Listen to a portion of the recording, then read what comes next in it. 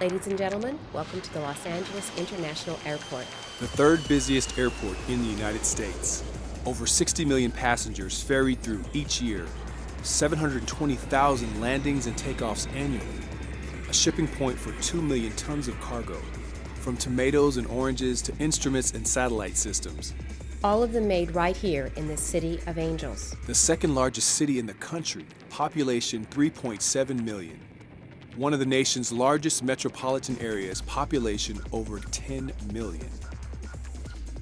With almost 7 million cars already registered in Los Angeles County, another 1 million transit through day in and day out. The city and its car-centered culture are served by 1,500 miles of freeways and 2,800 miles of surface streets, avenues, highways, driveways, roads, and boulevards. Passing through the heart of Hollywood, Sunset Boulevard is lined with $30,000 vanity billboards and studded with trendy street-side cafes, restaurants, ghosts of legendary nightclubs, great music clubs or offices of music executives, movie agents, movie production companies, and film producers. Occupying part of the old 20th century film studios backlot, the collection of corporate headquarters and offices, luxury apartments, and hotels rising to the west is known as Century City. Westwood is the home of the University of California, Los Angeles, one of the nation's premier institutions of higher learning. Downtown is the major financial, political, and cultural hub of the multi-centered metropolis we call Los Angeles. Only 20,000 people actually live in this area, but more than 200,000 pour in every morning for their daily work. The Dorothy Chandler Pavilion, home of the City Opera. The Frank Gehry designed Walt Disney Concert Hall, home to the LA Philharmonic. The Mark Taper Forum and Amundsen Theaters are grouped together into one of the world's major performing arts complexes. Commissioned by wealthy corporations and individuals who do business here, many a sculpture, garden, and mural liven up the stern grounds between the high-rises.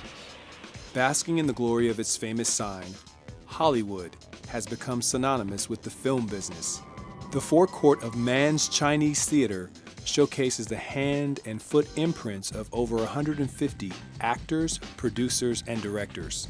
Its heir, the 3,300-seat Kodak Theater, opened in 2001. It is the new permanent home of the Oscar Awards ceremonies. The Hollywood Walk of Fame is a 3,000 star-studded terrazzo along the boulevard. More than half of the stars are inscribed with names of notables from the film, television, radio, theater, and music industries. After all, 3/4 of all American movies are produced locally, and the Academy of Motion Pictures is a native institution. Beverly Hills covers an area no more than 6 square miles. Its population amounts to some 30,000 people. This is the place where driving a BMW makes you a second-class citizen, and the million-dollar homes are in the poorer part of town. At the heart of the business district, Rodeo Drive boasts the most recognizable names in today's fashion. Some of the boutiques are so exclusive that they open by appointment only. This is the only place on the planet where all the major names in fashion, as well as some of the wannabes, have open shop on a single street within 4 blocks of each other. The highest concentration of up-to-date good looks, what-me worry attitude, and in-your-face strutting you'll ever find. As Robert Redford put it, if you stay here too long, you too become a Mercedes. In 1920, Douglas Fairbanks and Mary Pickford were the first motion picture industry people to build a mansion in the hills. Soon afterward, Charlie Chaplin, Tyrone Power, Rudolph Valentino, John Barrymore, Gloria Swanson, Harold Lloyd, Tom Mix, and Carl Laemmle followed suit. Nowadays, the trendy crowd has moved westward, towards places such as Pacific Palisades or Malibu, or stayed up north in Bel Air, leaving the foothill mansions to more mundane millionaires, people who might still wait for their 15 minutes of fame predicted by Andy Warhol, just like you and me. The surf sounds loudly around here, warned the Native Americans when the first Europeans set foot on these shores, or in their language, Humaliwo. The Malibu of today is a collection of multi-million-dollar homes and a few businesses stretching along the Pacific shore and the Santa Monica Mountains. Ah, the beaches! Southern Californians enjoy access to hundreds of miles of them, from Zuma and Surfrider up north to Lanada Bay and Huntington down south.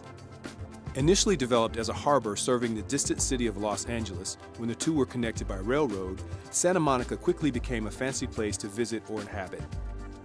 3rd Street Promenade has become a gathering place for locals and tourists alike, lined with hundreds of shops, restaurants, movie theaters, and enlivened by dozens of street musicians, jugglers, dancers, and all sorts of performers.